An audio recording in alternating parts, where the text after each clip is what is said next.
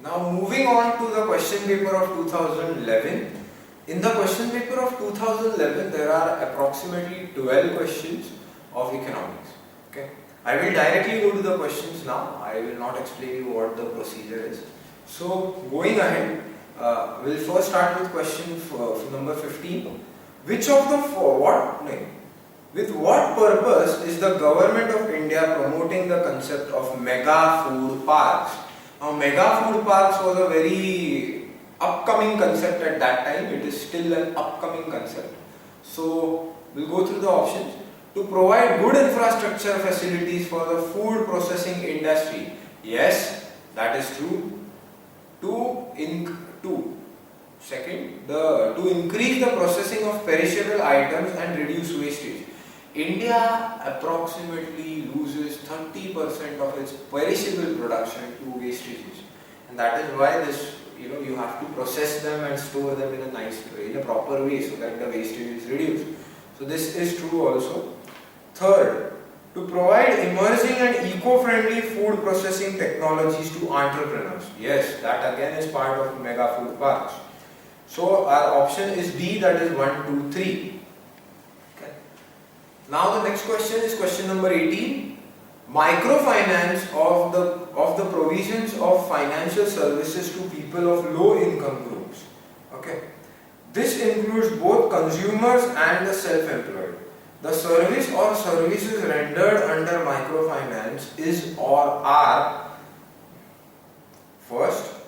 Now microfinance, you have to know what is microfinance. I've talked about it in detail in the banking thing, NBFCs and microfinance. Okay, so we'll go to that directly now. 1. Credit facilities. Yes, it has to. Microfinance is about credit facilities to poor and marginalized. 2. Savings facilities. No, savings is not given in microfinance. 3. Insurance facilities. Again, no, not given in microfinance. 4th, fund transfer facilities. Yes, transfer of funds from the, this is the second biggest thing in microfinance. What happens is most of these marginalized people, they have some relative who stays abroad in Dubai or probably in the Indian metros. So these people send remittances to the people at home. So microfinance makes sure that these remittances, reach the people that are there in the villages. Okay. So that again is there. So our option is B, that is 1 and 4. The next question talks about teaser loan, that is question number 30. Why is the offering of teaser loans by commercial banks a cause of economic concern? Okay.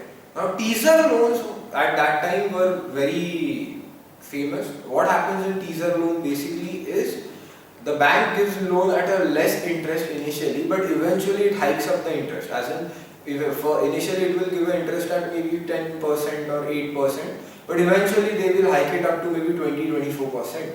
Okay. So first, the teaser loans are considered to be an aspect of subprime lending, and banks may be exposed to the risk of defaulters in future. Okay. These teaser loans were basically given to people who were, who did not have any job security or who had, initially defaulted on some loans. So basically these people were very risky. So that is why banks have a risk of defaulting again. As in, banks have a risk because they might have a loss because these people might default again.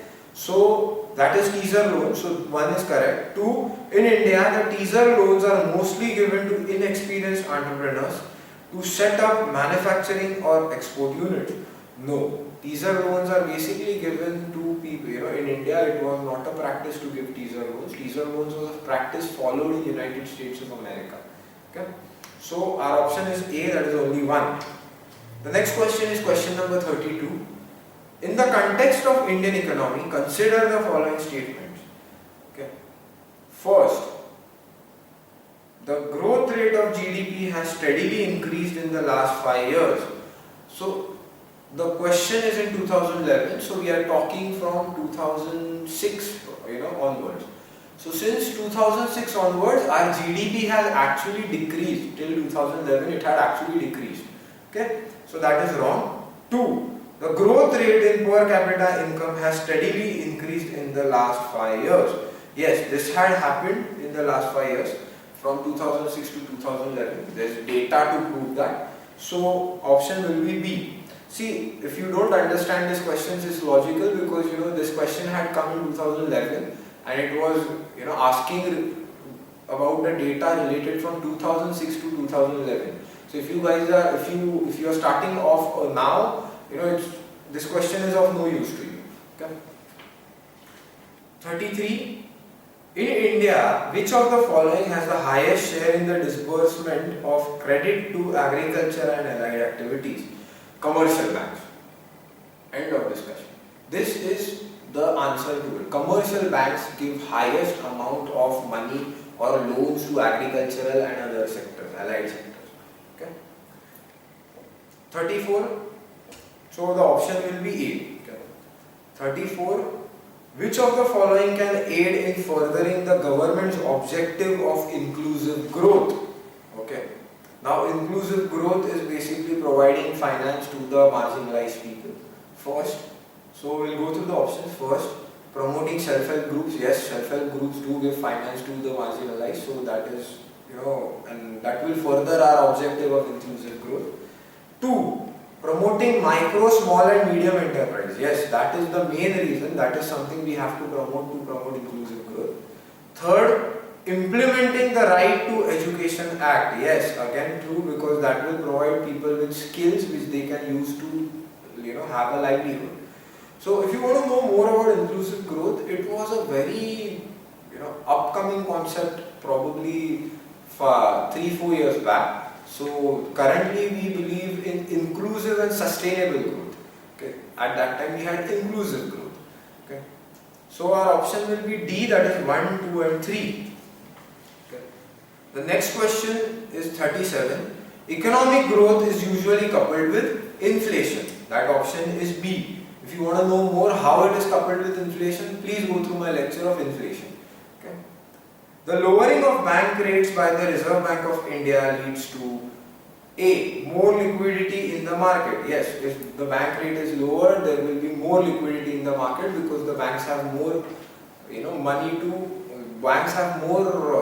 money to lend out, and because they get loans easily from the Reserve Bank. So this is given in detail in the lecture of monetary policy. Okay. So A is the answer.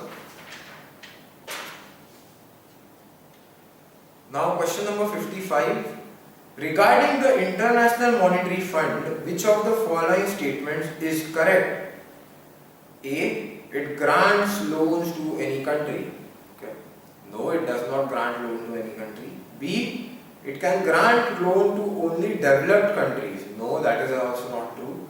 C. It grants loan to only member countries. Yes, this is the right answer.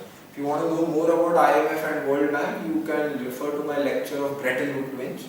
I have given it in detail. Okay. A closed economy is an economy in which A. Money supply is fully controlled. No. B. Deficit financing takes place. That is also not definition of closed economy. Only exports take place. No. In a closed economy, there is no imports and exports. That is the last answer, D. Okay, so that is the last answer. That is the answer to the question. So, as you can see, most of these questions are related to the concepts that I have explained to you in the lectures. So, it is very easy to answer these questions. Now, the second last question that we are supposed to answer, that is 95. Consider the following actions which the government can take. First, devaluing the domestic currency. Yes, okay. The action, okay, we are talking about the actions. Now first we'll read what these actions are supposed to do. Which of the above actions can help in reducing the current account deficit? Okay, so we are talking about reducing the current account deficit. So first, devaluing the domestic currency. Yes, it leads to reducing the current account deficit. How? Because if you reduce the rate of domestic currency, devalue it, there will be more exports, more forex reserve, and which you can use to finance your deficit. Okay, this is given very good. I have explained this very well in the trade lectures. Okay. Second, Reduction in export subsidies. No, reduction in export subsidies will not lead to financing our fiscal deficit. Next, adopting suitable policies which attract greater FDI and more funds from FII. Yes, this will lead to reduction in deficit. How? If you have more FDIs and FIIs, you will have more money in your economy which can be used to finance the various projects. So our answer will be D, that is 1 and 3. Now the last question that we are supposed to talk about, 99, is demographic dividend. I have explained to you what is demographic dividend. It is the age group from 15 to 59 that is considered as a demographic dividend. Why? This is the age. Why? Because this is the age group that can work, can give economic contribution to the country. So if we develop this age group properly, we have a better asset, an economic asset. So it's regarding that. India is regarded as a country with demographic dividend. This is due to A, its population in the age group below 15. No. B, its high population in the age group of 15 to 64. Yes, again this thing. 15 to 59 is the working age group, but they've given 64, so that is also fine. Okay. If the government wants us to work till 64, who am I to stop? But usually in the world, the age group is defined as 15 to 59. Okay. So B is the answer. Okay. So that about wraps up our question papers till 2011. I had initially told you that I will be taking only 3 question papers, that is 13, 12 and 2011.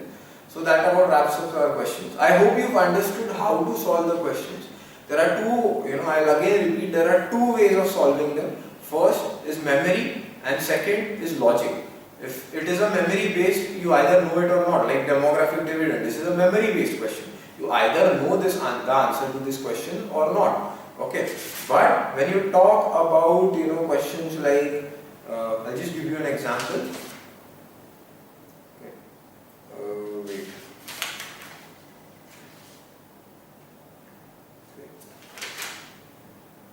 Okay. The lowering of bank rate by Reserve Bank of India leads to.